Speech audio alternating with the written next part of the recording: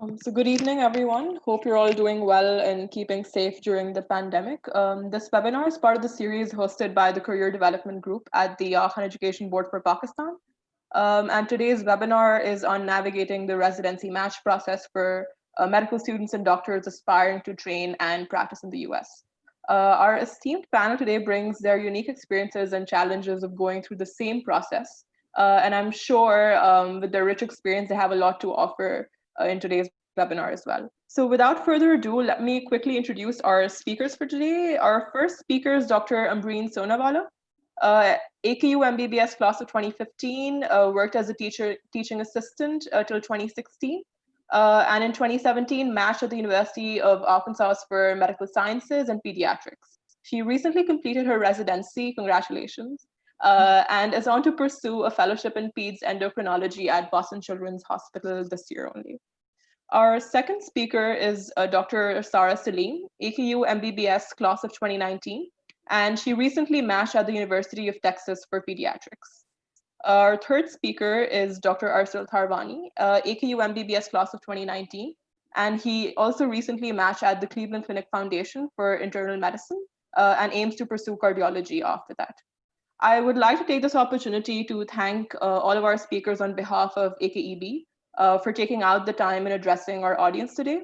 Our speakers have prepared a PPT and they'll be running by that first, and then we have a moderated Q&A after that, wherein we'd be giving out the questions that the audience has sent to us during the talk to our speakers. We've also compiled the questions that you sent to us through the registration form, and the speakers have tried to incorporate answers to those questions in their presentation. But if you feel that a question hasn't been answered, you can obviously always ask it again. As mentioned before, we encourage you guys to keep sending us questions throughout the talk, and then they'll be relayed to the speakers later. So I've spoken for a long time. I would like to hand over to our speakers and thank you once again for joining us, everyone, and over to you guys. Hi, everyone. Welcome to our talk. Thank you so much for joining us today. All of you guys, based on the registration process, seemed like you guys were in different stages, mostly in medical school. And आप लोग ये decision करना चाह रहे हैं कि हम US में अगर apply करें या ना करें, और अगर कर रहे हैं तो how do we do this? So our job today is hopefully going to be able to share some of the information about the process, make the process a little clear to you, and give you tips that we have learned during our experience on how to navigate this and how best to go through this process. And hopefully we will be able to help you decide, one, whether you should or should not be applying to the US for residency, if this is what is best for you, and if it is, then how to go about this. Of course, you know, we can talk in a lot of detail about each of these topics, but we want to try and cover as much as we can today for you guys, ताकि आप लोग को maximum हम information दे सकें इस time में. So we'll try and restrict ourselves to certain within these topics, and अगर ऐसा कुछ miss हो जाए तो definitely ask us these questions in the chat. So we'll talk a little bit about the timeline that you will have to follow. The USMLE exams, you know, what are they, how to give them, when to give them, all those important questions that come up. US में electives हैं तो वो करने हैं, कैसे करने हैं, residency के लिए apply करना है, what's that process, interviews देना है, उसके क्या tips हैं, इसमें what are the finances involved in this entire process, just to give you guys a heads up and an idea so you can plan, and then we'll have some time for Q&A. And we will share these slides with you guys at the end of the presentation. So next to the timeline, initially it will, Arsil, if you want to, thank you. Initially people start to think about this before medical school or during medical school.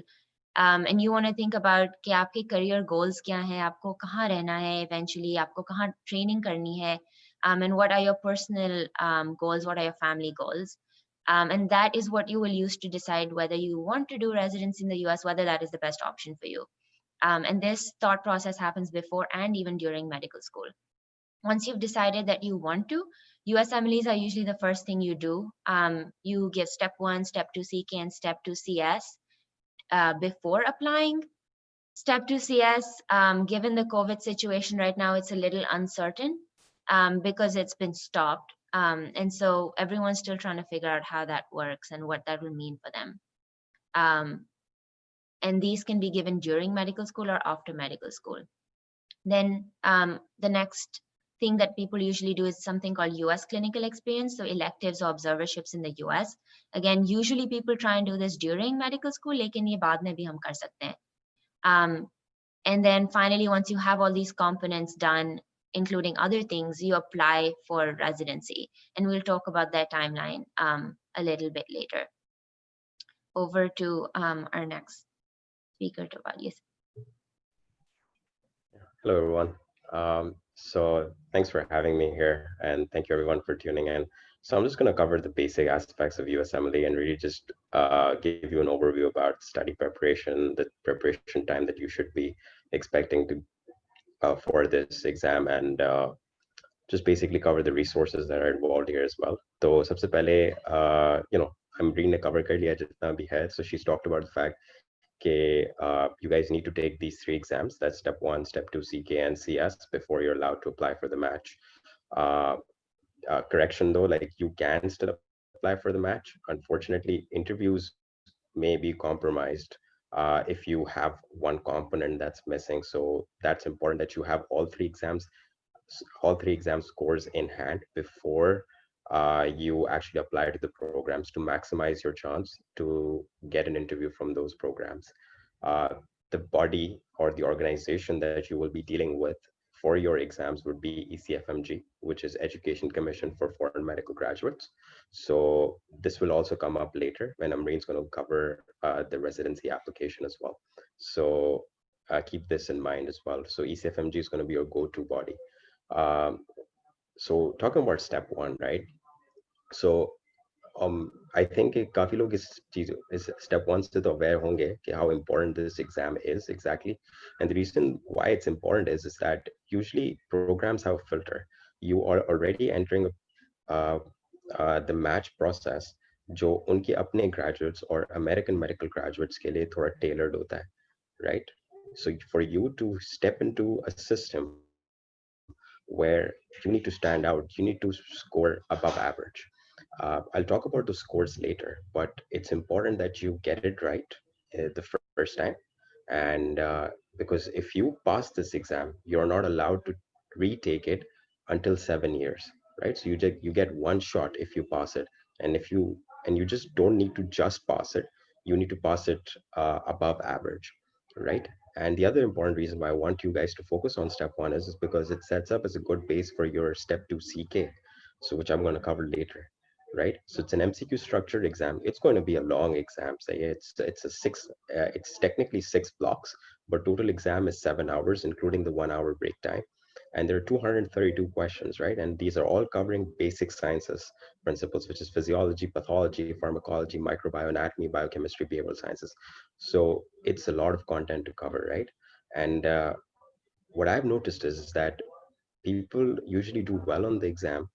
Though there are people who do well on the exam, there are those, it's a common pattern that those people have a strong foundation in their basic sciences, which means कि आपने अगर पहले 2 साल अपने concepts अच्छे किए हैं medical school के, so they will go a long way for this exam. This will set you up for a good foundation to actually take this exam, right? An expected prep time that you should be expecting is about 8 to 12 months. It can go longer, and everyone has different pace, but this is just an average prep time that I'm telling you. Of course, people take longer than that as well, and that's all right too, right? So I'm just going to cover the resources. जो resources मैंने list किया उसमें से जो 3 resources मैंने use किए is UWorld, First Aid, and Kaplan books and videos. Now I understand that with time there are different resources that are coming up, and by that uh, you have different resources that have come up which are probably better, and people find them more resourceful and more convenient. And these are some of them which I've listed are Boards and Beyond, that's USMLE RX, there's Amboss. So a lot of different resources. So it's been a while since I've taken my USMLE, and a lot has changed since then. So it's it's good to touch base with people who have taken it and really see what really worked out for them. Get opinions from everyone, but follow something that works out for you, right? So moving on to step two, clinical knowledge. Again, it's an MCQ structured exam. It has, this time, number of questions have increased to 280. So you have 7 blocks each, 7 blocks with 40 questions each. And again, an hour for each block. So you know that what is going to be tested in step two CK is actually going to be your clinical rotations, right? So that's going to be psychiatry, OBGYN, internal medicine, surgery, biostats, and other miscellaneous rotations like ophthalmology, ENT. Those carry a uh, small fraction of the course. What is important in step two CK is that I believe that there was something which was a काफी misconception फैल रहा था, just when people said कि if you score well on step one, you can easily sort of neglect your step two CK, which I can just tell you that don't ever, please don't ever do that.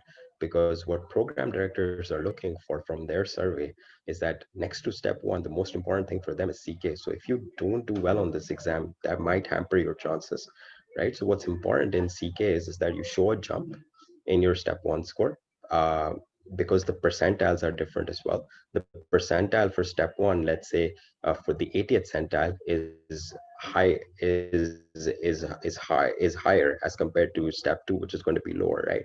So you need to show a higher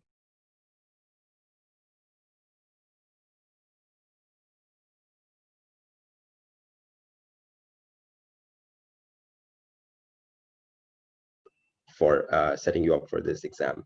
And again, I've listed the resources for this. Feel free to use them. What I used for my exam was UWorld and Step Up to Medicine. They did wonders for me for this exam.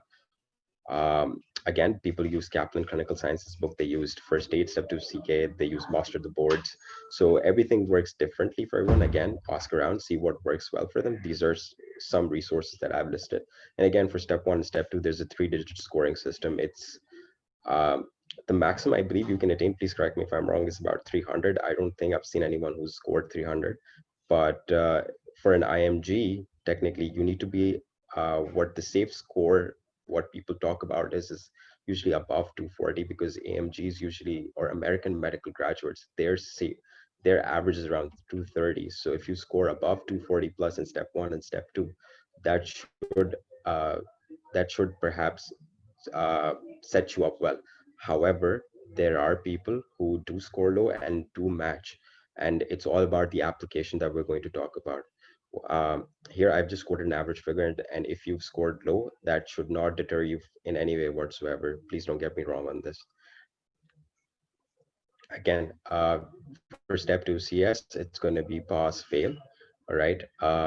Step two CS is unfortunately for this year it's been suspended because of COVID. But previously, what's been seen is that since it's a pass fail, uh, program directors usually like to see a first pass, or the first pass is actually recommended on your CS. However, unfortunately, we do understand that it's an exam and things can go wrong, and there are people who do unfortunately don't clear it on the first time. However, there are people who do pass with the retake on their CS, who do match with the retake on their USMLE step 2 CS. So again, there are people who've managed to do it as well. And this exam is, again, should be taken as an exam and not an evaluation of your worth as a doctor, right?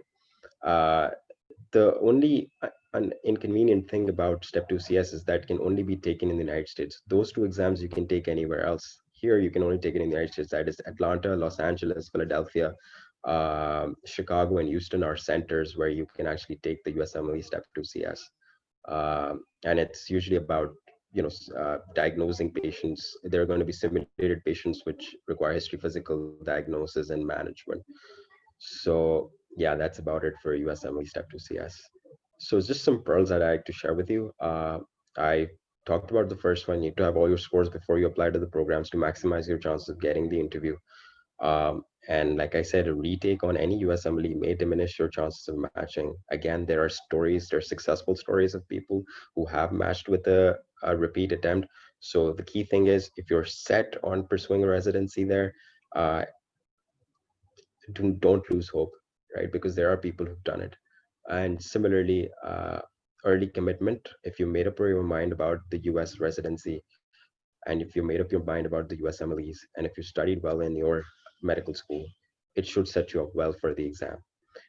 And again, I'd like to reiterate this, that if you score low, please understand, if you score high, if you score low, either way, it's a measure of your test taking ability.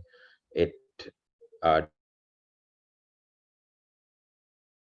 does not measure your ability or your worth as a doctor, right? It's one bad day on an exam doesn't determine anything. Similarly, perseverance and hard work, you guys all know, will take you a long way in your journey. And with that,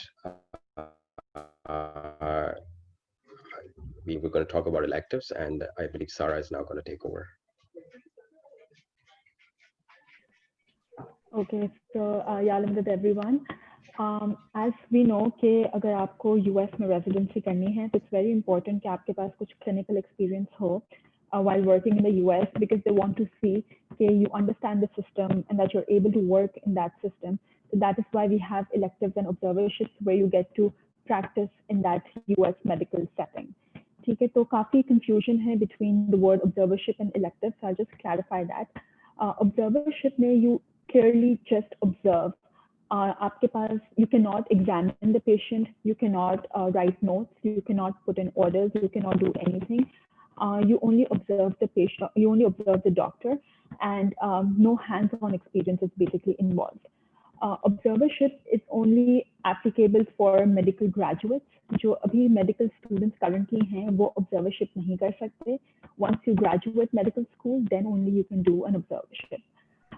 इसके अलावा जो elective है, that's basically your hands-on practical experience in which you get to perform examinations, you get to scrub into surgeries, you get to write notes, and you have a consultant who's your supervising physician who looks after whatever you're doing, who supervises you, and वो फिर आपको end of the elective helps you write an LOR. Electives जो कि है वो medical students करते हैं, और observership वो medical graduates करते हैं. Both of them can be done on B1 visa. B1 visa usually इसके लिए दी जाती है.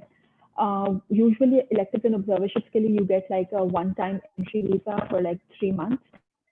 That's what we got. I don't know if that's changed right now or not. But yeah, that's the major difference between elective and observership. इसके बाद I think Arsul will talk more about electives and how you can get electives in the US. Yeah, thanks, Sarah. So, like Sarah mentioned, right? So, if you have the opportunity, for example, you're in medical school, right? It's a level playing field right now, right? So, if you were given the opportunity to choose between electives and between choosing observerships after grad are different. A financial situation of everyone is different. However, if a level playing field, and if you think you can afford both of them, I would say go for electives, because hands-on experience is always better than hands-off. All right. Secondly, I also want to reiterate this. People have been successful with just observerships. So let's say you make up your mind after graduation and you realize that you don't have US clinical experience. That's all right, because with observerships, you can also match. What matters is that what you gained out of that observership, that is really going to set you up well for the match, right? And of course, when you're there, the sort of rotation you're doing, obviously, it's going to teach you a lot about the system. But what you really want to get out of this is that you want to get letter recommendations, because the idea here is that if you're going to a system where people who are already in the system, they're vouching for you, that means that there is trust that this physician or this graduate, when they come into the system, they're going to do well, and they have people vouching for them. That sort of strengthens the program's faith in you, that we should call them for an interview. And that's what you want to get out of it, right? So later on, Amreen's going to talk about the LORs and what really is important within the LOR um, to really what really makes a strong LOR. And one thing I want to reiterate is that you need to really apply early for electives, because it's extremely competitive. So you need to make up your mind in your 4th year of medical school. So in your final year of medical school, you will be given time by your medical school, hopefully, to do, let's say, 2 months, 3 months, 4 months, depends from medical school, to actually pursue electives. And you have the opportunity to pursue electives anywhere you want. So you need to make up your mind in 4th year of med school whether you want to pursue your electives in US. If you do, you apply early, 6 to 8 months at least in advance, all right? because spots go very quickly. One question that I think it's important to address is how many weeks are sufficient, right? The truth is, it varies from case to case. You see, there will be programs जो कहेंगे कि हमें 8 हफ्ते experience चाहिए, कुछ programs हैं जो 12 हफ्ते कहते हैं experience चाहिए, but we've seen them call people with only a month of electives as well, or a month of US clinical experience as well, because their CV is evaluated as a whole. And a well-rounded CV is something that can get your foot in the door in places which actually require 8 to 12 weeks as well. So minimum, I would say 4 weeks. Uh, I I was fortunate enough to do just 4 weeks as well and match into the system as well. So just from my experience in internal medicine, 4 weeks may be enough. For other fields, for other specialties, I can't speak, but you should have, uh, I believe, minimum 4 weeks should be sufficient for internal medicine. Um, Other than this, so having step one beforehand will set you up for a great will open doors to other institutions as well. So Cleveland Clinic, Mayo Clinic, Emory, University of North Carolina, UT Houston, these are places that open up, and you can apply to these places with your step one score as well. So already elective places are limited, so having that your score in hand, that it opens the door to other places as well. These are the places I've listed as places that really do not require step one. However, these places can be costly. I know that Harvard is, I believe, $5,000 for 4 weeks, and Yale is, I think, 4,000. Stanford is $6,000. So these are expensive places. West Virginia is affordable. It's uh, I'm uh, sorry, affordable is a relative term. Like it's reasonably priced at $1,000, I think, and Boston University is, uh, I think it's $1,500. Similarly, if you apply to these places with step one, like I believe Cleveland Clinic and Mayo Clinic charge no tuition, but they have their own application fee, which is itself hundreds of dollars as well. Even though you take your step one, these places that I've listed beyond this, like Emory and University of North Carolina, they again charge in thousands of dollars as well. So electives, bottom line, electives can be costly as well. And again, this list is not exhaustive. So uh, check with your medical school whether they have login credentials or an affiliation with Visiting Student Application Service or VSAS. That's where most of these electives are going to be listed. So it's good to check in with your medical school to see if they can provide you with that service. In that way, you can apply to some of these elective programs that I've listed above. Secondly, I know that some of these places that I've listed above also have their own elective portals at their own sites. So go to these individual websites and check for it yourself. That would be a good place to start. Uh, there are some of you who may have contacts at academic institutions in the United States, so it's great if you can reach out to them and see if an elective opportunity or an observership opportunity can be worked out as well. So that would be great as well. And when you're in the process of application, right, I just thought it would be convenient to write some things that you would require beforehand from your medical school to make sure that you do not waste time in getting it. Make sure you start on this in your start of fourth year so that you can get these things out of the way, like your transcripts, your letter of good standing from your home institution, get your vaccinations in place, antibody titers, get a bona fide letter, you also need to request your clinical faculty, whoever you rotated with, to for letter recommendations as well. That's a good place to start from. And some of these places won't, but like most of these places will require TOEFL scores as well. So get that out of the way as well. So you also need to understand that yeah, sure. Just wanted to add one more thing. It's also very important कि जो आपका नाम passport पे ही हो, वो आपकी medical school में भी हो. Because I had this problem, I had to make a new passport because जो मेरा last name है वो passport में included नहीं था और मेरी जो medical school में है उसमें included था. So it's very important that you check all of this beforehand ताकि end पे you don't really have problems. So make sure that your passport name is exactly the same जो आपकी university में है. Yeah. Carry on. Yeah, thanks, Sarah, for adding. So yeah, what Sarah says is extremely important because you don't want to be caught unguarded later down your application process. Um, yeah, I think so Sarah will cover this slide for us. Okay, so ये एक बहुत बड़ा एक confusion होता है तो should I go to a very well known institution, कोई branded name हो जैसे Harvard है, Stanford है, Yale है, or should I go to like a smaller institution, right? So आपको you need to understand के what is your aim out of the elective, and that is to get a good personalized LOR, because when you apply for a residency, one of the most important things on your application is basically your LOR. It's very important कि जिस भी आप consultant के साथ काम करें, you make sure that you work very closely with him so that he knows who you are and is able to write a personalized LOR. जो generic LORs होते हैं वो हर कोई लिख सकता है और वो समझ में भी आ जाता है पढ़ के कि कौन अपने स्टूडेंट को एक्चुअली जानता है और कौन जो के है बस एक जेनेरिक सा LOR जो हर किसी के लिए अप्लाई होता है वो उन्होंने लिख दिया है. So it's very important कि आप जो के है closely काम करें and you get a good LOR out of it. So if you have an option between going to a smaller hospital, but you get a good LOR as compared to going to a big hospital and you just get like a generic LOR, so I would definitely advise कि आप वो smaller hospital में जाएं where you get a good personalized LOR. So when your program director is reading that LOR, he actually knows कि अच्छा हाँ इस बंदे ने actually extra काम किया है, इसने ये काम किया है, and the consultant actually knows him, right? So that's important. For me, I went to Harvard for one of my electives, and that was because मुझे कोई और elective मिल नहीं रहा था, so that was like basically my last go-to option.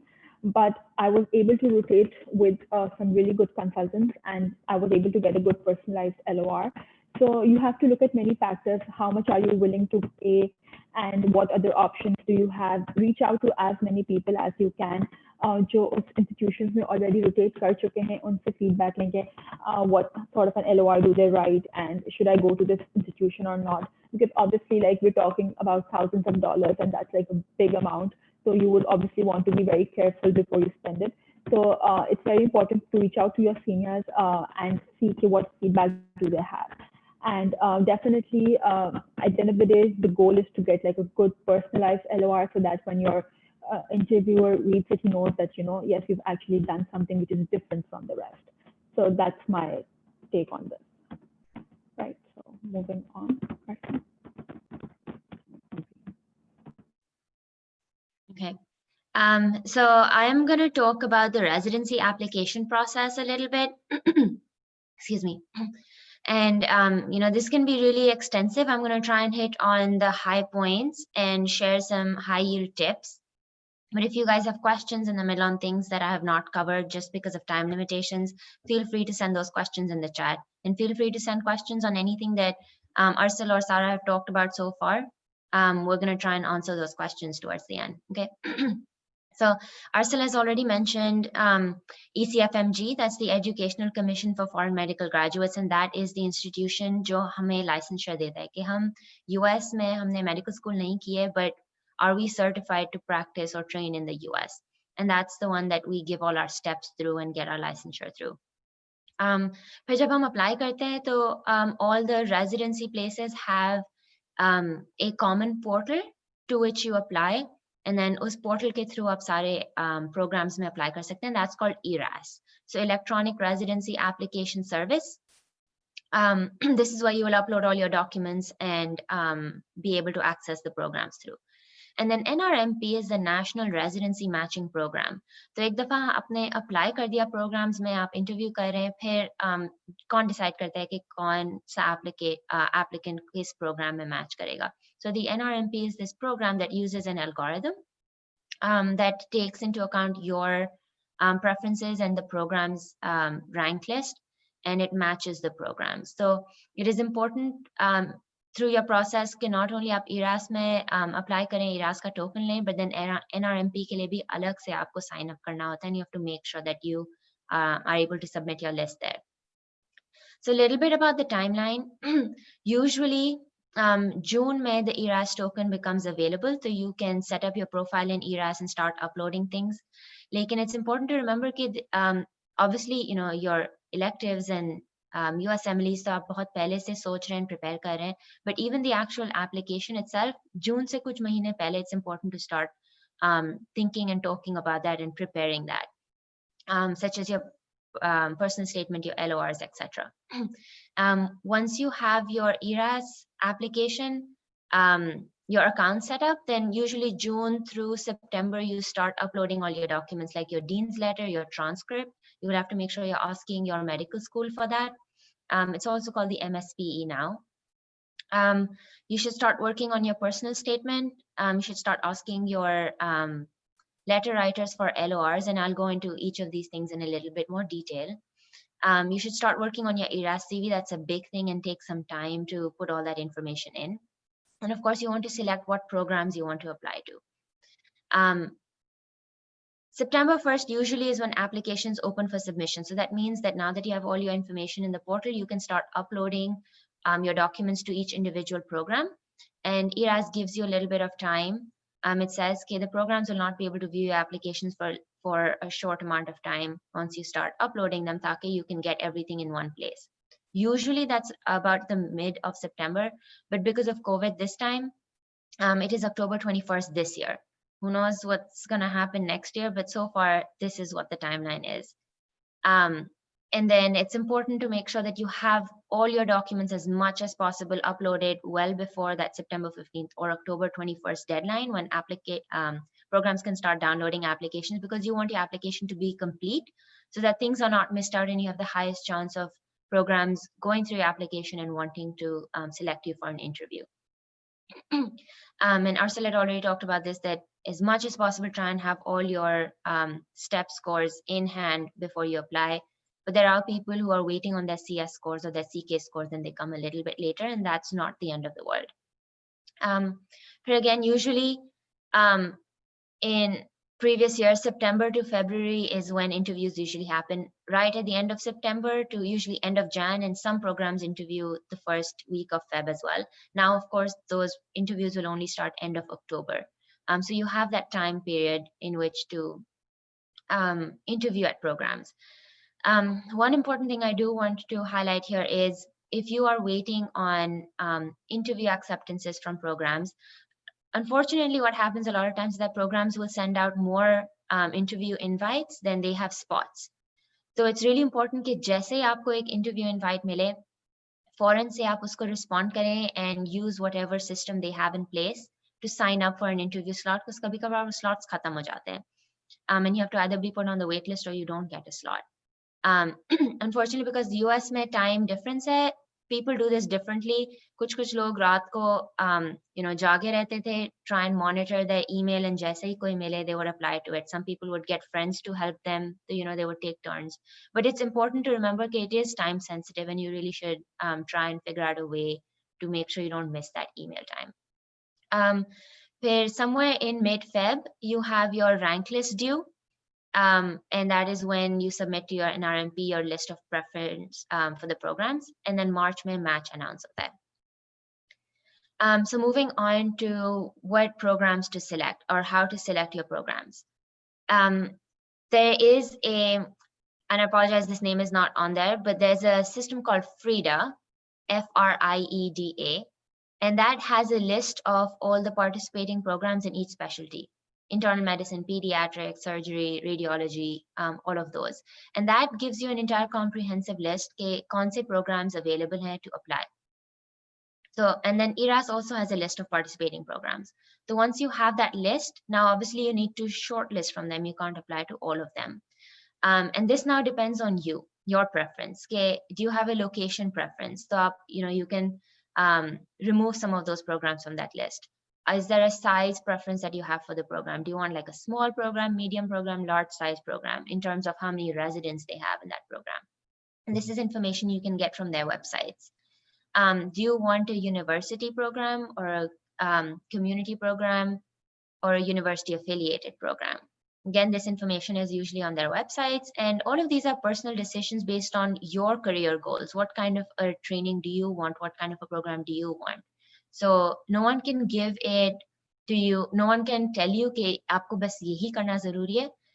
But I would really encourage you to talk to people who have applied, talk to multiple people, share your career goals with them, and try and get feedback on, what is the best choice for me, because all of this will have to be personally tailored to your career goals.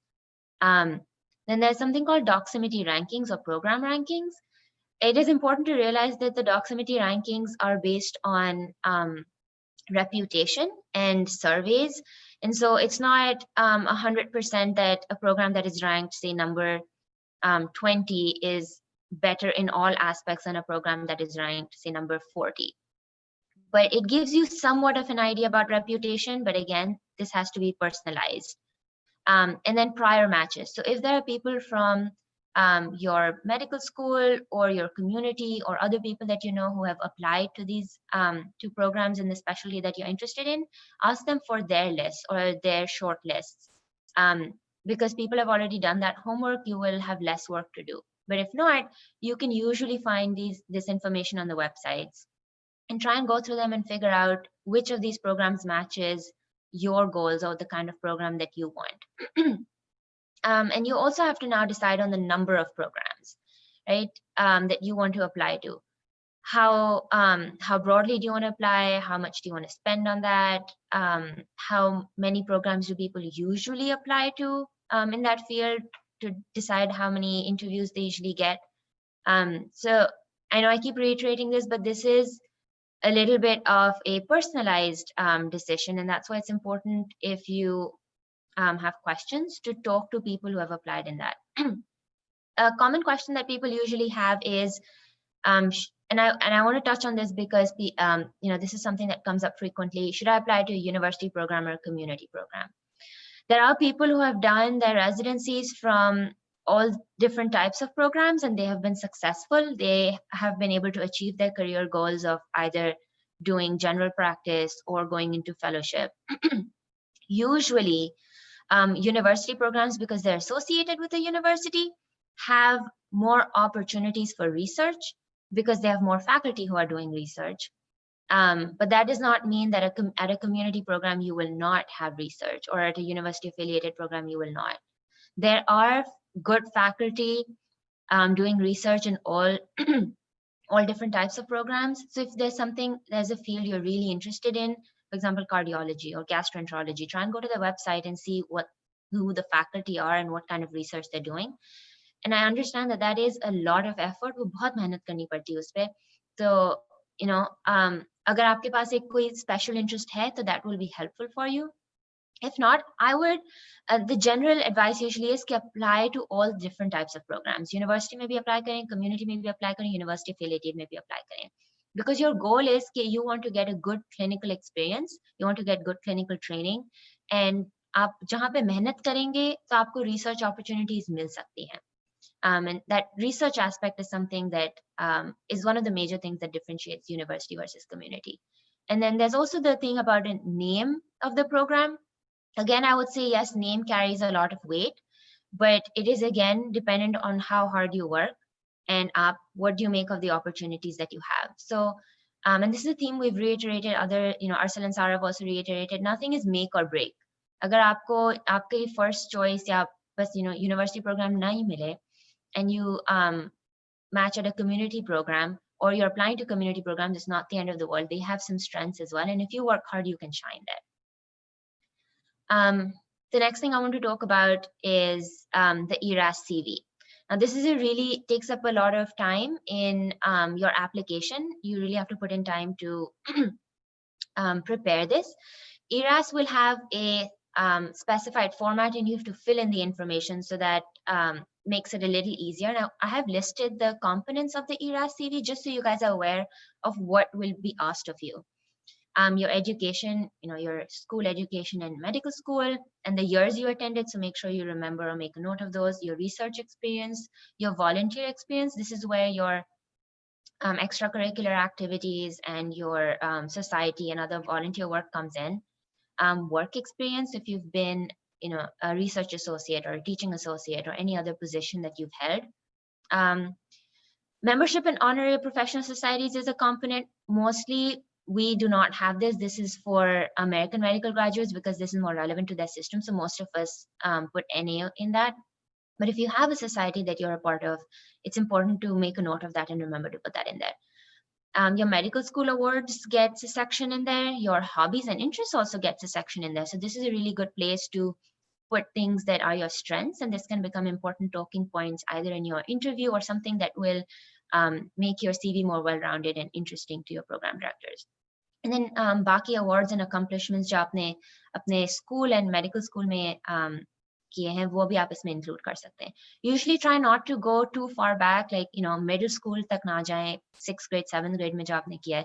Usually it's advised के 9th 10th grade onwards अगर आपने कुछ चीजें की है तो include that. And then some tips about this. It is very easy to forget कि मैंने 6-8 साल पहले क्या किया था. तो keep a running list of your activities. You can even make what I call a master CV where you have all your activities and उसकी information कि आपने किन dates में किया था, what you contributed, what your role was. And then जब आपको जो भी CV बनानी हो, you can take the relevant information from that and put that in your CV. So this way you will not, make sure you're not forgetting things and you're able to get all the details in. So I'm going to touch on some components of the CV next. The first one is, if you could, and Russell, if you wouldn't mind, moving to the next one. Thank you. The next one is research. Now, this is a big question that people have, right? How much research, what research, when research? काफी ज़्यादा इसके बारे में बात होती है कि बस research बहुत important, and it is because it shows that you're academically inclined and programs want people who will contribute academically to their program. So the kind of research that you will be able to include on your CV is one, published work for sure. अगर आपने कोई manuscript submit किया और वो publish हो गई है तो वो absolutely उसमें include होगी. I also want to tell you guys that oral and poster presentations that you do, whether it is in your medical school ki koi research day, or it is in a local or national meeting for a particular society that you do an oral or poster presentation, those are also really important. So remember to make a note of those. And if you're in medical school or before, watch out for these opportunities, take part in these opportunities, because not only will they give you these things on your CV, but more importantly, they will give you that research experience. They will give you the experience needed to be able to continue being good researchers or good academic clinicians in the future, because you learn from your own work and other people's work as well. And then another component is research experience. So you can put your work in progress there, things that have not been published or not been accepted yet anywhere. You're still working on those projects. You can put them under research experience. One of the things I definitely want to note is when you put these under research experience, you should mention what your role and contribution was in that. Where was it data collection? Did you take part in it from the beginning to the end? And what you learned in that. In these descriptions, keep it brief. Don't write long stories because the program director has to read a lot of applications. So keep it really brief, but keep it relevant, ताकि program director अगर पढ़े तो उसे समझ आए कि अच्छा इस बंदे ने इस research activity से ये सीखा, या इन्होंने ये contribution किया. One question that usually comes up is कि हम basic science research करें या clinical research करें, हम कितने projects करना ज़रूरी है, and so on. I would definitely say quality better than quantity. It is, people want to see कि आपके पास research skills हैं. You have the ability to do research. No one expects you to have done like 5 big projects while you're in medical school. Even 1 or 2, if done really thoroughly and really well, are really strong. So, if you have the option of working on a project from the beginning, the idea of the research, applying for the IRB proposal, working through the data collection, analysis, manuscript writing, all of that stuff, that is much better than having done 6 different projects in which you've mostly just done data collection or a little bit of other things. Because you would really have learned through that process. And then again, it will make you a better person, a better clinician and researcher, but then you will also be able to talk about that experience in a lot more detail in your interview. And then another thing I want to mention is, when you're writing your CV, some people say, अगर मैंने कोई poster presentation किया है तो मैं वो research experience में भी लिख दूं ताकि मेरी CV थोड़ी सी लंबी हो जाए. But that is not advisable because it looks longer, but then people are reading it and they say, oh, this is the same thing repeated. And उनको अंदाजा होता है कि शायद ये बंदा या बंदी इसे सिर्फ लंबा करना चाह रहा है. So again, quality better than quantity, and don't try and distract your CV or make it too long because then important things will get lost. People also ask कि हम US में research करें या Pakistan में research करें. That depends on a lot of things, your personal preference, your opportunities that you have. Of course, like Sarah mentioned, if you are in the US and you're doing some work, then someone in the US is vouching for you. So that LOR or that recommendation obviously carries more weight, and that's the unfortunate part of it. But that does not mean that research that you do in Pakistan or anywhere else will not be counted, because like I said, it is the quality of the research and what you learn from that that is going to be important. LORs, this is another big thing, letters of recommendation. These are letters from people that you have worked with who say, these are the qualities in this person, and this is a way of communicating to the program director or the people reading your application what kind of a person you are. Because आपकी application CV में academic चीजें बहुत होंगी, आपकी researches होंगी, आपके awards होंगे, आपके extracurriculars होंगे, but आपका work ethic क्या है? What's your personality? How are you to work with? That is something that will be covered in the LOR, and that's why Sarah had mentioned that a personalized LOR is much better. So who to ask? Kisse puchna chahiye? If you're asking from someone who is at your home institution, you've worked with them multiple times, find someone who you've had the opportunity to work with frequently, who you think knows you well and will be able to speak to your work ethic, how you work, and might be able to give personalized examples or anecdotes in the letter. If you are asking from someone who you've worked with on your elective for a brief period of time, another question is, when do you ask them or how do you ask them? It is advisable to give, so the person will be able to tell you whether they can write you a letter once they know you a little bit. तो कुछ लोगों का trend ये होता है कि elective में जाते ही वो LOR मांग लेते हैं, but I don't think that is advisable, because it's really hard for that person to say yes or no to your LOR request. So at least mid elective, if not at the end, ask them for feedback. Ask them how you're doing, how you can improve, and then let them know your plan. Okay, I want to apply for a residency in this year. And it's really important to ask them, would you feel comfortable writing me a strong LOR? Because if that person doesn't feel they know you well enough, then it's better to not ask them for an LOR. And if they're honestly telling you that, I don't feel comfortable writing you this LOR, it might mean that they will not be able to write a personalized LOR. And that goes for attendings or faculty in your home institution as well as on electives. So be open and ask for feedback, and that's the process of improvement. So don't take it as a negative thing. When to ask, also for attendings of faculty who are at your home institution, give them at least 2 to 3 months to write it. Don't rush them. So at least 2 to 3 months before you're applying for residency or you are the LOR is due, and give them enough time. For people who you meet on electives, it can get a little tricky because you might be a year out from applying for residency when you go on electives. So let them know your plan, let them know when you want to apply, and leave it up to them. Some people might tell you, contact me before your application, I'll be happy to write it. Some people might say, I'll keep notes and remember you. So whatever it is, be sure to keep in touch with them, keep, update them on your progress and what you're doing, maybe, once in 6 months or once a year, and then ask them for the letter when they recommended it. Personal statement is another really important part of your application. Another opportunity to exhibit your personality, your passions, a non-academic side that people may not see in your application. And it might be even more important now, the LOR and the personal statement, now that in-person interviews will not happen this year. And again, nobody knows what's going to happen the year after. But this is one of my attendings at my current residency program always tells us, he's a senior faculty who's done lots of interviews, and he says, I really want to read a personal statement and find out what makes this person tick. Like, what makes this person go? Who is this person? What motivates them? Are they, what are they looking for in a program? Are they a good person to work with? So try and keep that in mind while you're writing your personal statement and trying to project yourself. It is very, very, very important to make it personal and try not to be generic about this. because you have to show your personality in there. And spend time on it. Don't try and rush through it or write it in 1 month. Some people give 3 months to it. Some people give 4 months. There are people who start writing it 6 months before, start thinking about it, write a draft. Depends on how you do it, but give yourself enough time.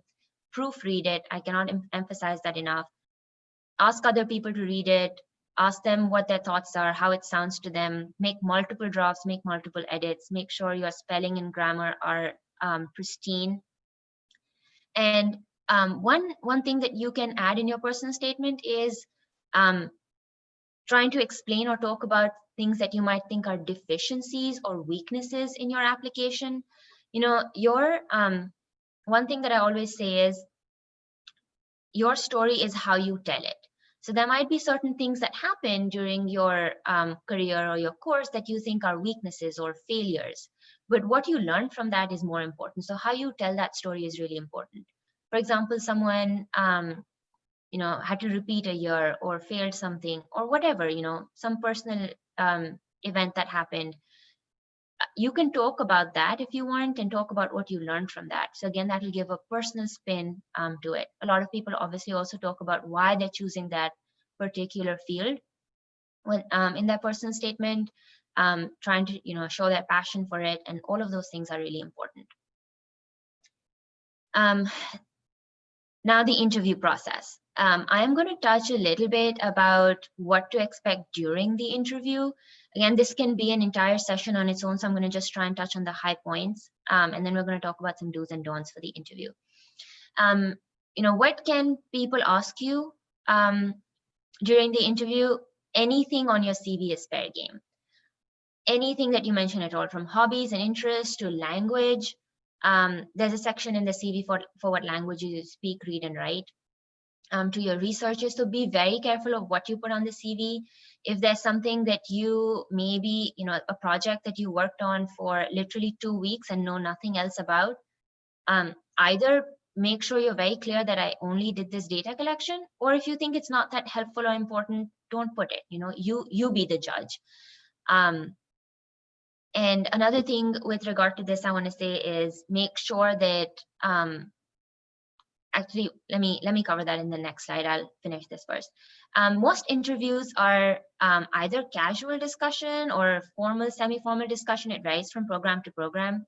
And like I said, they can ask you about anything. And usually it's a discussion, a conversation, and it's not very stressful usually.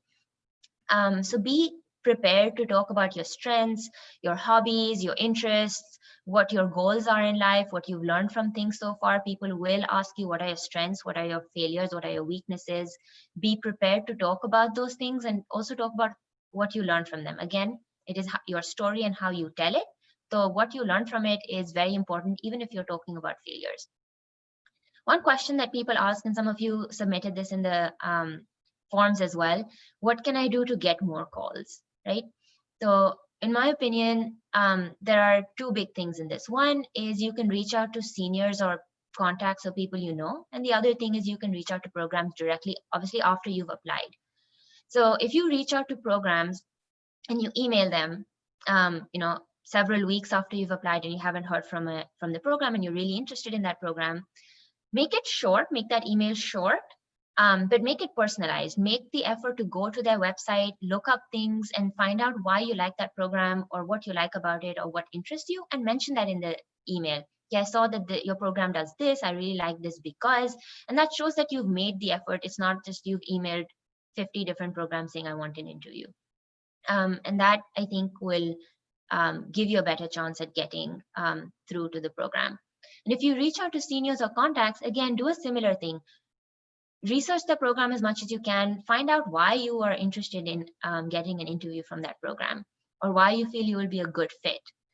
Because those people are putting their reputation on the line if they forward your name, and they want to have something to show for it, to say, why this person is really interested in our program. And then also share either your CV or a little brief description about yourself or your strengths or what you've done so far. Again, this will give the person that you're talking to a little bit of an idea about who you are and how to vouch for you. but obviously be respectful when you reach out to these people. You're asking people for help, and most people are really happy to help, but it's important that we all do it in a respectful way. And reach out if you really feel that you will go to that program if you get an interview. It is really unfortunate when someone goes to their program director, vouches for you, gets you an interview, and then you don't go, you're not able to go for whatever reason, or you decide, oh, I'm not really that interested in the program. So that's something कि आपको ज़हन में रखना ज़रूरी है कि अगर I'm reaching out to people, तो why am I doing it, and am I really interested?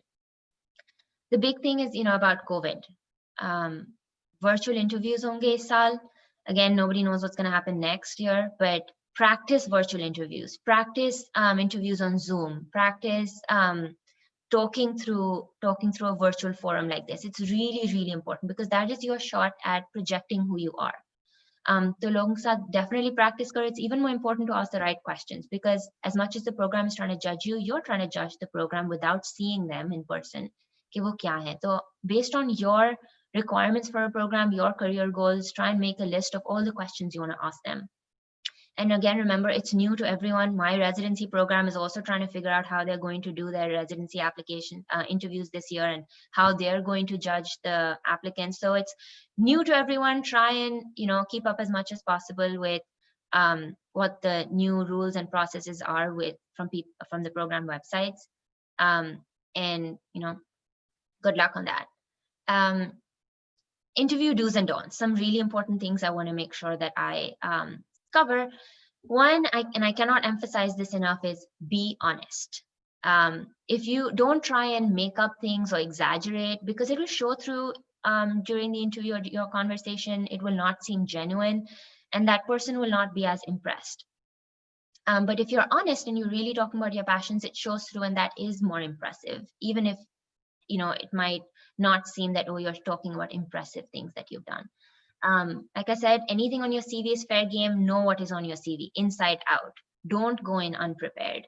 And you want to make sure that when you're writing your CV, if say you have 20 different things on your volunteer experience that you've done, of which only a handful are things that you've really been involved in, and all the others are things that maybe you did one weekend, or just 1 week and never again, or maybe just a couple of hours, all of those just look almost the same in that list. And so if the interview starts talking about things that you haven't really done that much, and you miss out the opportunity to really talk passionately about things that you have done. So quality over quantity.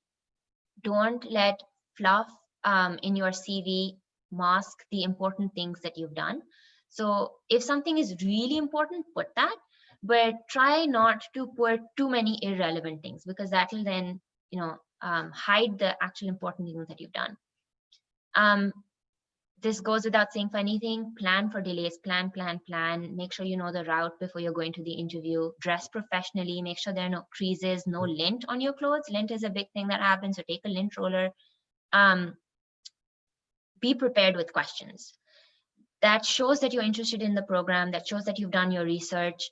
And asking insightful questions or thoughtful questions also shows that you know what you're looking for in a program. And that is really, that's a good thing for programs to see in you. And read up on your interviewers if you know who they're going to be. Read up on your program. Like I said, be prepared for this. That shows your interest. Some people, if they know who the interviewers are, will be able to look up their interviewers' research. If it's an area that you're interested in, absolutely ask them about it. But I would say don't feign interest, because that person will be able to tell in a minute that you don't know about their area of research or are not really interested. So it goes back to the thing about being honest and be yourself, because it is in your interest as well to show or project your genuine self, because you want to make sure that you're finding a program that is a good fit for you. And then the last thing I want to talk about is ranking. There are some misconceptions that go about कि ranking में आपको ये जानना जरूरी है या सोचना जरूरी है कि program आपको rank करेगा या नहीं. I want to say that this is absolutely untrue. I've included a link here. If you want to take a picture of this link, you can, or you can, we'll send out the slides. You can see it then, or just search for how the match works and go to the NRMP website. It's a video, and they will show you how the match works. And hopefully, obviously, in this webinar, I can't really explain all of that. And hopefully it will convince you that you have to list your programs based on your preference. It has to be the programs that you want to go to. And if you list a program high up that you feel that you will not have a high chance of ranking, matching at, but you really want to go there, rank them first. It will not reduce your chances of matching at the other programs if you don't rank at that higher program. But it is so important to rank based on your preference, where you want to go. And another last tip that I want to leave you guys with is during your trail, when you're interviewing, please make notes about what you have thought about the programs and what your impressions have been. The hardest part might actually be the ranking process and having to decide, and all the programs blur together. So make and keep very diligent notes after each interview to write down your thoughts about the program. And that will also help you in sending out personalized thank you emails to your interviewers if you want to do that, because that will remind you what you talked to them about. So over to Sarah. She's going to talk about finances. Okay, so now we're going to talk about the most difficult part of the entire process. So I just want to give a disclaimer that this is not it's not a cheap process. It's very expensive, and sometimes it gets very frustrating because you have to spend a lot. But like a lot of seniors told me, it is an investment. It will pay off later in the future, and I'm hoping it does. But I think that it's if you actually want to train in the US, then you should definitely take this chance, and you should definitely make the investment. So I will be talking about the major expenses that you go through during this entire process. So सबसे पहले you have your exams, then you have the study. For your exams, you have step 1, step 2, CS, and CK. So the cost for step 1 and CK is the same. It's $965. And if you take it in Pakistan, then you have to pay $150 extra as well. Then you have your CS. CS is the most expensive one. It's for $1,600, but right now, I don't know, fortunately or unfortunately, it has been suspended. And this is one exam that, like Arshil mentioned, you have to go to the US and then you have to take it. So the cost of traveling is also, an additional cost for CS. But on average, your total cost becomes like around $3,830 or $4,000 for all these 3 exams. Then moving on to study resources. So we have a lot of different study resources. We have different books, first aid, Kaplan. So I would say that you can buy these books. These are not very expensive, but you can also take them from your seniors. And there are other bookstores as well where you can get it for like pretty cheap. You don't really have to get the first-hand books. You can get the second-hand books if you want.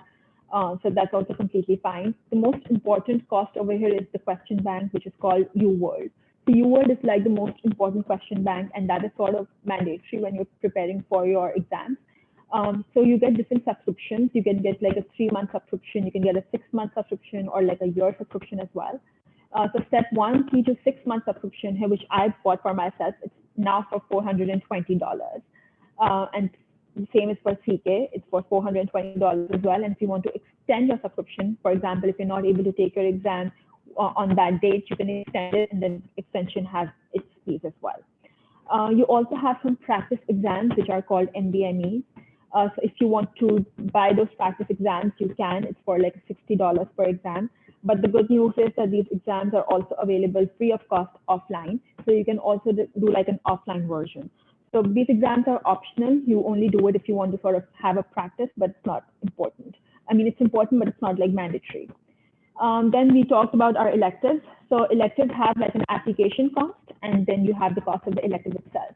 Application cost can vary between $0 to $1,000, and your elective cost can also vary from $0 to like $5,000. So a good thing is to reach out to people who have gone to different places and ask them. It depends on you how much you want to spend.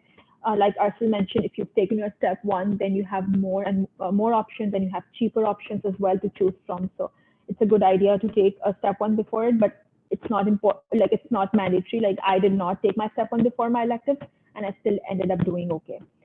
There's some elective places which also give you like financial assistance. So I was able to get financial assistance if you write them an email and say that you are not able to pay the certain amount. So sometimes they usually help you with it. So after electives, you have the application cost for all the programs. So people have this question of how many programs should we apply to, and what is like a safe number to apply. So it varies from specialty to specialty. For medicine, you have like more than 500 programs, I believe. I did pediatrics, and we have like around 150 to 200 programs. And then again, they have certain filters, like if you have like a green card, then you have more options. I did not have a green card, I was on a visa. So obviously then your choice of programs, it gets smaller. So there is like an algorithm. So if you apply up to 10 programs, so you have to pay like a cost of $99. Then if you have like 11 to 20 programs, so you have to pay $14 extra for each program that you apply to. Then for 21 to 30 programs, you have $18 per program. And then when you apply to 31 or more programs, then you have like around $26 for each program. So when you calculate the entire cost, it comes between $1,700 to $3,000. It again depends on how many programs you apply to. You can be very sort of prudent when you apply. If you have any geographical preference, or you know that this is an area where you definitely won't go, then you should not apply to that program. Agar aisa hai ke, if you have sort of any other reason, if your climate is a reason, or you can have multiple reasons, but it's a good idea to have like around, for IMGs, I would say that I think around people usually apply to around 100 programs, but obviously it can vary. You have like different factors that you can consider. So like Amreen mentioned, you can take a list of programs where your seniors have applied to, and then you can see where you want to apply and where you don't want to apply. After application, can I just add something? I just want to add that, Sarah said that you can sort of be frugal in that, but I wouldn't recommend it. If you spent all this time, like, really sort of spending that much money on your exams and stuff, I think that when the time comes for an application, you really don't want to be filled with regret that you could have gotten an interview from a program you really didn't want to go to, but it's good to apply to them and then have choices and then cancel. So it's good to have more interviews and then cancel and then select those interviews you really want to go to, right? So I think that it's good that, I mean, if you want to cheap out, you can, but I think that if you might be better not cheaping out in this matter. Yeah. Yeah, that makes sense. अगर आपने already इतना spend कर लिया, so you can spend like a couple of extra. Then travel and accommodation is again a major cost. So when you take a flight from Pakistan, the return flight is usually between $700 to $1,200. Then accommodation, so you can Airbnb is a very common platform. So over there you have like around $30 to $80 per night. But if you have family friends, this is the point where you reach out to everyone you can, because you're trying to minimize your cost as much as you can. If you have alumni from your college who are in a particular state where you are interviewing, then reach out to them, stay with them. Always try to look for cheaper options. For transport, you have Uber and Lyft, but you can also look for other options. You have buses like Greyhound, Megabus, train options like Amtrak. So there are lots of other options. You just have to sort of Google it and see, okay, what is the cheapest option. Yes, if you have like interview the very next day, so obviously try to, like Amreen said, that plan, take into consideration travel delays, because obviously when you're interviewing, the time is between November to February, and at that time there's the climate, like the weather is not very suitable. You have snow, you have lots of other things, so you really need to consider. I think it's better if you reach a day before your interview, so that you have time to sort of regain your composure and you can plan, prepare, and everything. So that's important when you're making your schedule. Moving on. So these are some additional costs. So when you apply, or if you, for example, decide that I want to sit for the match this year, you have to take a token. This is called an ERAS token. It's for $130. Prices usually vary every year. Then you also have to apply for your visa. For your interviews, again, you come for your B1 visa. So that's, I think that's more than $125, around $160. And then you have, if you want to register for NRMP, that's like a matching program which allows you to rank your programs and which allows you to send in the rank order list. So that is for $85, and many elective places also need TOEFL, so that's for $185. So the other costs that you need to take into consideration, they don't really seem that much, but when you then add them together, so it obviously seems like a lot. So you just need to be careful when you're making a budget. So that's about it. If you guys have any other questions, we'll be more than happy to answer. Hi guys again. Thank you so much. It was a very, very comprehensive presentation. I think you guys covered a lot of the features and the questions that we received through the registration form. I'll quickly just relay to you the questions that we received in our chat box as you were speaking. So we have a couple of first years tuning in with us, and they're concerned. Obviously, this must have been very daunting for them. They're just starting off in their career, and they're concerned as to how can they plan their 5 years to be in a position to apply for the match towards the end of med school. So perhaps talking about research as well as planning when to take their steps, if you could just touch upon how can they plan those 5 years. Sure. So I can just pitch in a bit, and then everyone else can also like add in their points as well. So for timeline for me was that I took my step in fourth year of med school, and I think it was the end, so around October 2018, and then my final year started, and then I took my CS during my electives. So that was on that was between February and March, and then I took my CK in August 2020. So in August 2019. And so I had the score to apply for the match this year. So all in all, if you want to apply right out of med school, you should keep like the entire exam preparation takes about a year from the time you take your step one. Step one prep itself takes around 8 to 12 months as well. So I started studying for my step one in my third year of med school. So that's because of ongoing rotations, etc. It takes time. So matching out of medical school, like Sarah can also tell you as well, that it does require a lot more uh, perseverance in terms of the fact that you need to juggle your rotations in med school and you need to study for the exam as well. Um, Apart from that, research wise, I had like three publications coming in out of med school. But again, like if you're thinking about like substantial like publications like clinical trials or like having high impact factor, I don't believe my publications had that, right? What my programs were again looking for, like Ambreen touched upon, this was the candidate involved in any sort of research experience, and and all of these research experiences taught me about data collection, manuscript writing, statistical analysis, etc., etc. I had different things to gain out of every research, right? So that's what, at the end of the day, I had something to talk about in the interviews, and that's what your research experience is really going to carry you towards, right? If anyone has anything else to add. Yeah. So for first years, like the question, someone asked. So for first years, I think it's very important, like Arshil mentioned, do not take the basic sciences years lightly. It's very, very important that you start investing in your rotations, in your modules. Some people have like a semester wise schedule. We have like we had module wise schedule.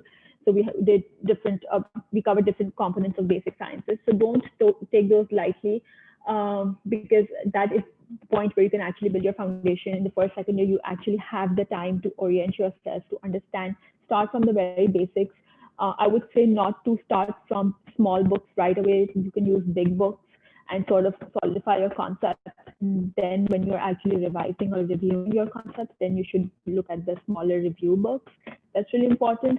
You also have the time in the first and second year to make most of your extracurriculars. If you are interested in a particular topic, you can also get a mentor. I think it's very important to have a mentor during med school.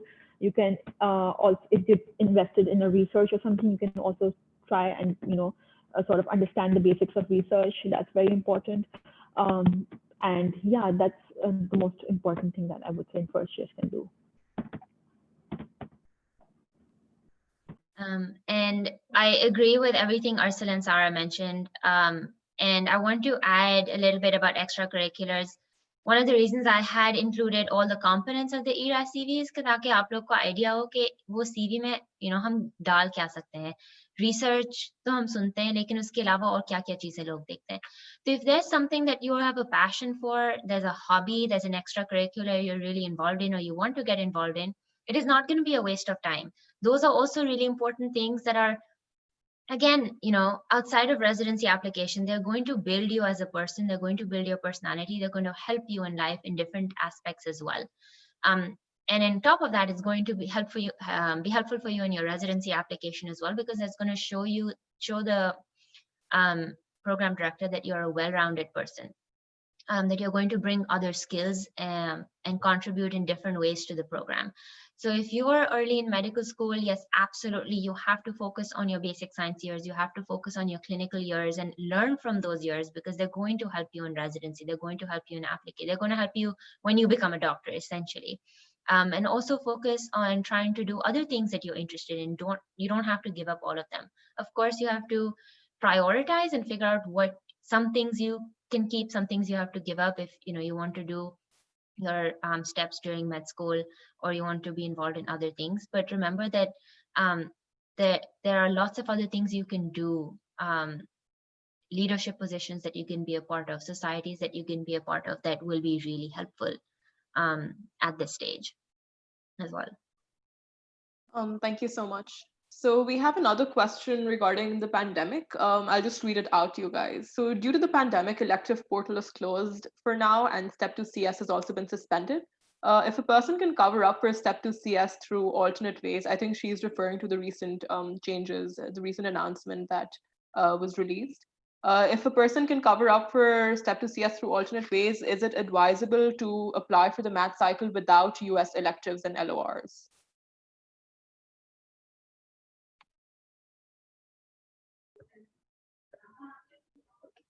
That's a tricky question. I think it also depends upon. So I understand that you want to cover up through different method, and I think that's how ECFMG is going to perhaps certify you. The problem is that I think it's difficult to say without looking at this CV itself. There are a lot of other factors that are also going to play, like about research experiences and extracurricular activities that have been talked about. And apart from that, if you don't have US clinical experience, that's the letter of recommendations that you're perhaps asking from your own medical school, I believe, whoever the person is asking. You really need to ask yourself that, are they going to be personalized in any way whatsoever? You need to judge whether these people will be able to write strong letter recommendations or not, because the US physicians, they know the system and what the system really wants in terms of an LOR requirement. I don't know if the attendings that you're going to ask from, are they US trained, or are they locally trained, and do they really know what US experience are? Do they really know what the terminologies they're looking for in a letter recommendation for the match? If any other panelist has anything else to say, like, I think it's a very tough situation to be in. I personally, I don't believe I'm in a position to actually comment on the success of the match in that matter. Yeah, I agree. And I think this is the point where your personal statement will be very important. You can also do, if hopefully if the pandemic eases, then you can probably do a couple of rotations at some other hospitals with some other doctors who are like MDs or who have been trained from the US, because they can help you write good LORs, and they have they're also US trained physicians, so that would help, like Arthur mentioned. But obviously it's very uncertain right now. Even we don't have that much information, so maybe Ambreen can add anything.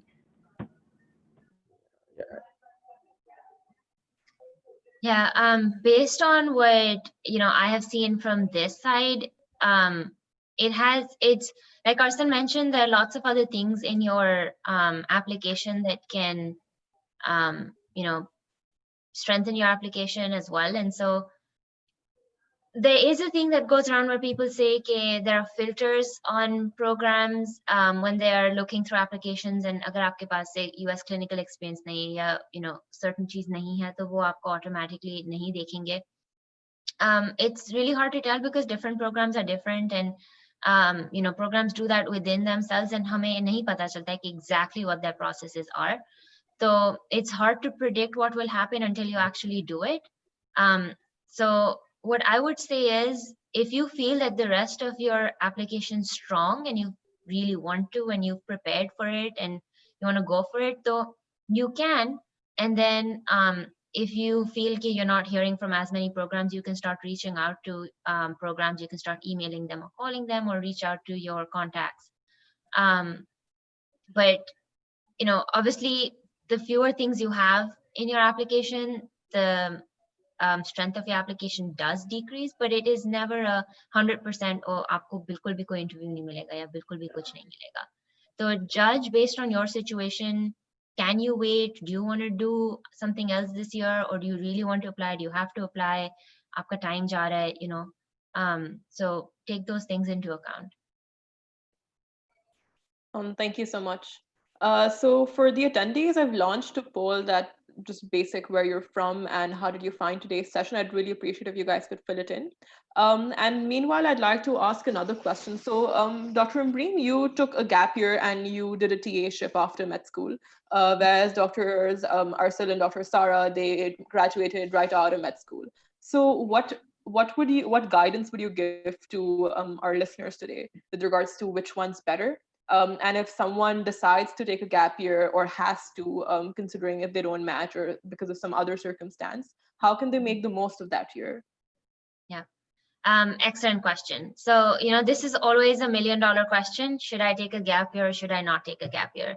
And however frustrating this answer may seem to you guys, it is true that this varies based on your personal situation. And, you know, that is true for a lot of things in life. That's true for a lot of things in the residency application process as well, because everyone is not the same. तो आपकी again career goals क्या है, आपके opportunities क्या है, आपको eventually क्या करना है, all of that will help decide what path you will take. And so everyone will have their own personalized path. But what factors should you consider when trying to decide, should you take a gap year or not take a gap year? Personally, for me, I had decided halfway through med school after, you know, doing some step studying that there were a lot of other things that I wanted to do during medical school, other extracurriculars that I wanted to focus on. And I sort of had an idea that I would enjoy being a TA, a teaching associate after graduating. And so I had that plan in my mind that I would be able to do it. And I would want to use that opportunity to study for steps and do other things during medical school. So that's why I made that decision. For other people, it might be, you know, their timelines might be different, or it might depend on your family situation, your financial situation. It might depend on what kind of a field you want to go into. So those are all things you need to consider, and there is no right or wrong answer in this. People have matched during both things. People have matched with 2 gap years. What is more important is why you do it. You have to be clear in your mind why you're doing it, not because somebody else did it that way. You have to assess your own situation, ask yourself the hard questions, figure out what your pathway will look like. And then if you are taking a gap year, make sure you're doing constructive things during that time. Make sure you're doing things that you can show on your CV, that this is why I took a gap year. You can explain it to them. You can justify that gap year and show that you benefited from that gap year. You gained something during that time. आपने research की, आपने कोई और position लिया related to academics or teaching, आपने house job की उस time में. All of these are things that are building you as a person, as a clinician, as a researcher, as an academic clinician. And so I think that is the most important thing. What is your plan and why you're doing it? Because that's, you know, you will see people around you doing all sorts of things, and that's because they're on their own path. So if you know why you're on your path, you will be able to stick to it. And of course, it doesn't mean that once you've made a decision, you can't change it. If you get additional information, then, and you're like, oh, I really need to change my decision, absolutely change your decision, but know why you're doing it.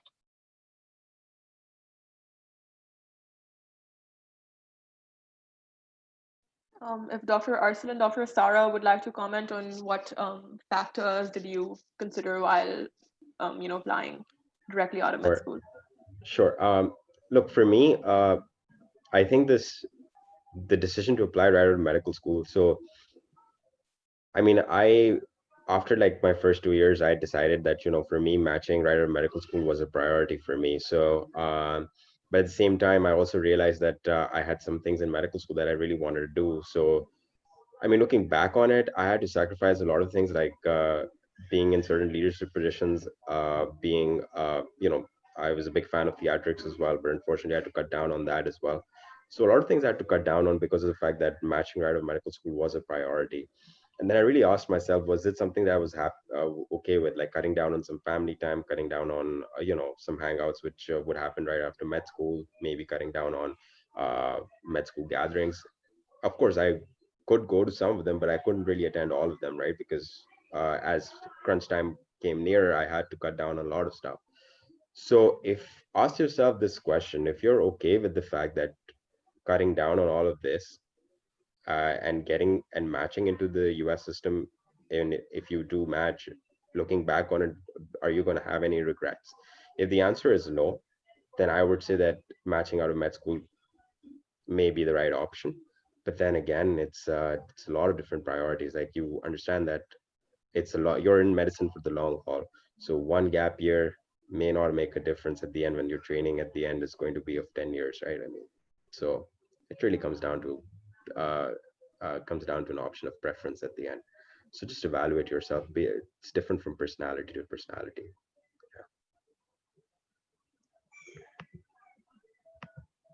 Okay. So we have another question from Suduri. She's asking if it is looked down upon to have an LOR from a person who's not from the field you're applying to. I would say that there's an easy answer: no. It is not looked down upon at all. All your LORs don't have to be from the same field.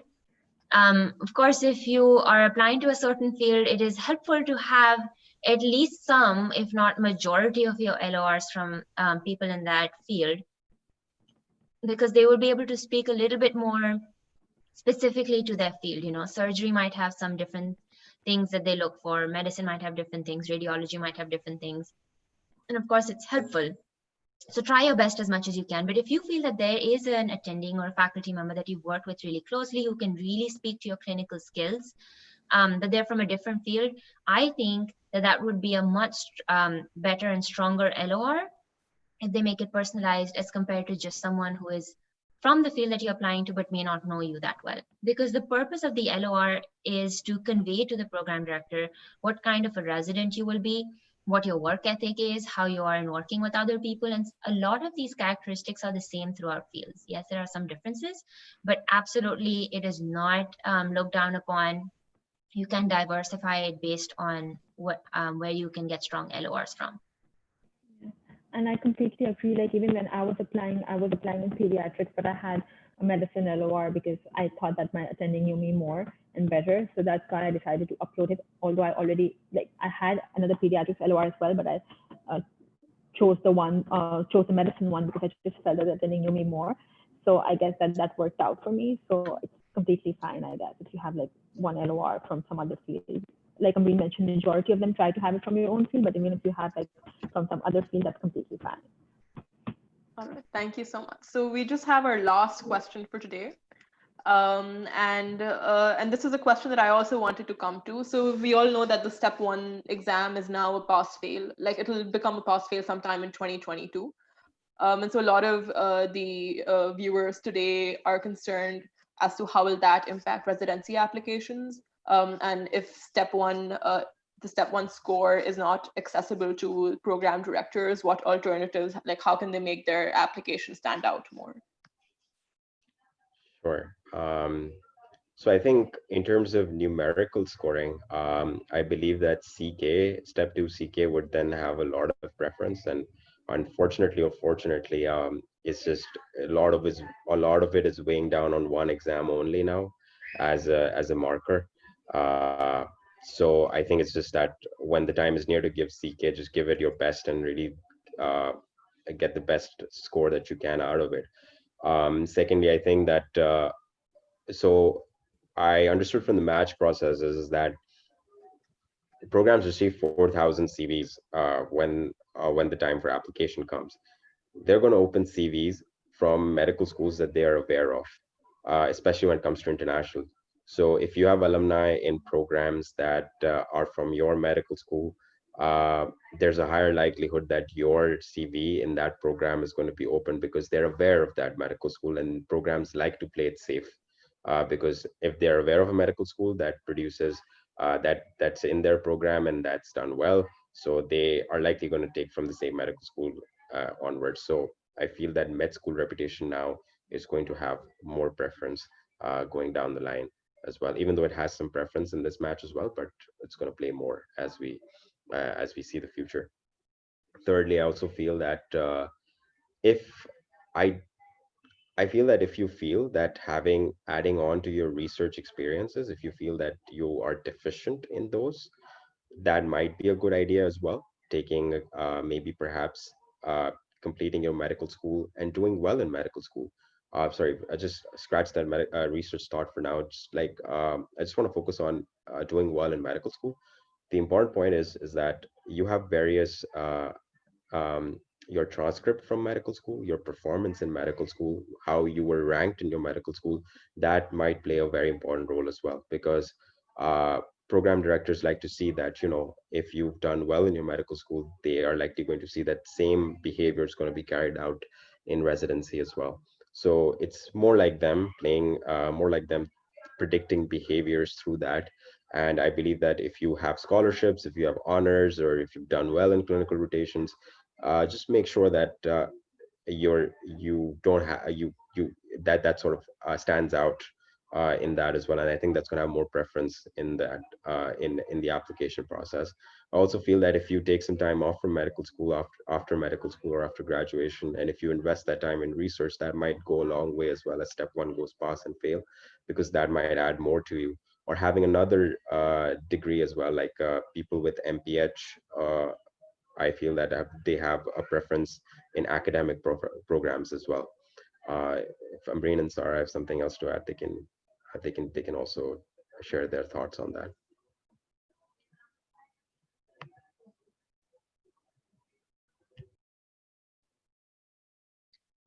Thank you so much, Dr. Russell. I think Dr. Breen wanted to answer a prior question. Yeah. So just to wrap up what Arcel said in this, I think Arcel covered all the points really well.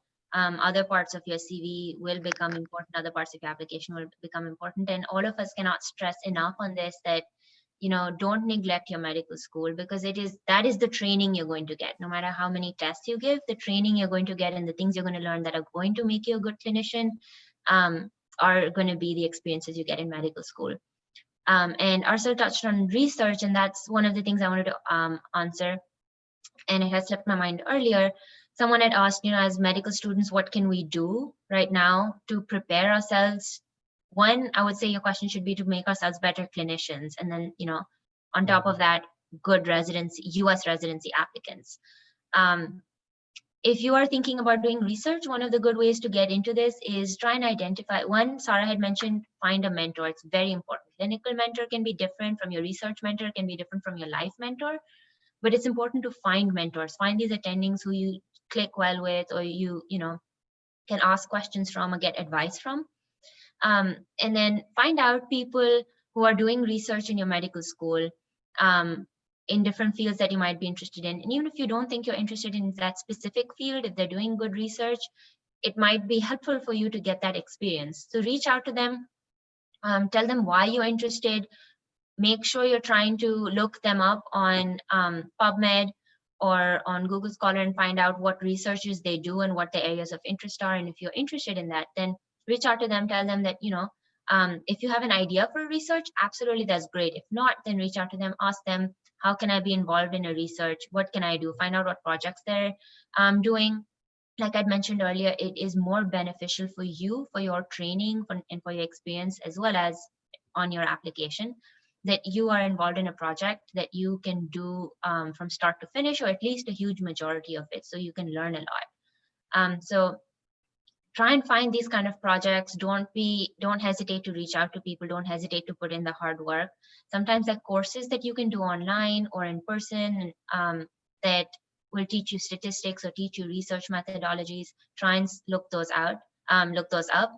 And I think just talking to a lot of different people, a lot of different attendings and faculty, and finding out what research they do or what advice they have for research will be really beneficial. That is how it's going to kick off. And nobody has the exact same research path. You just have to put in the effort, reach out to people, and then things will start shaping up for you.